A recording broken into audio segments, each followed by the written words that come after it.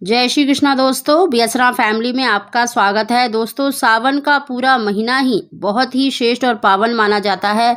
इस महीने में भगवान शंकर की पूजा का विशेष महत्व है और भगवान शंकर को बहुत ही प्रिय माना जाता है। और सावन सोमवार में बहुत ही सर्वार्थ सिद्ध योग बनने जा रहा है और सोमवार का दिन भगवान शंकर का माना जाता है और सावन महीने में पड़ने वाला सावन सोमवार बहुत ही शुभ माना जाता है।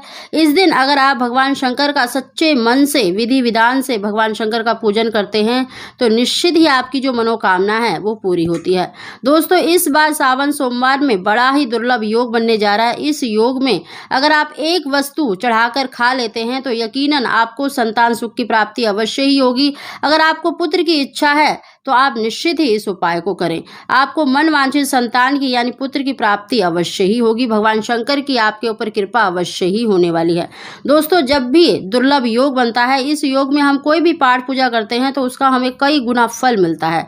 दोस्तों, सावन सोमवार में देखिए भगवान शंकर का पूरे विधि विधान से पूजन अवश्य करें, यानी आप अभिषेक अवश्य करें। आप पंचामृत से या सिर्फ गंगा जल से या शुद्ध जल में थोड़ा सा गंगा जल डालकर ओम नमः शिवाय का उच्चारण करते हुए पतली सी धार शिवलिंग पर अवश्य ही अर्पित करें।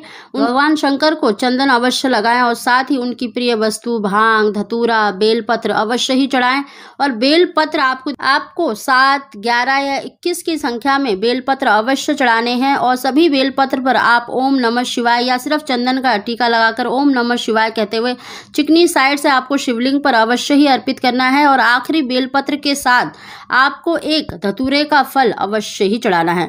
दोस्तों, आप धतूरे का फल ले सकते हैं, बेल फल ले सकते हैं, क्योंकि फल अवश्य चढ़ाना चाहिए। फल चढ़ाने से फल की ही प्राप्ति होती है। साथ ही दोस्तों, इस दिन आपको देखिए एक मुट्ठी अक्षत शिवलिंग पर अपनी मनोकामना बोलकर अवश्य ही चढ़ाने हैं।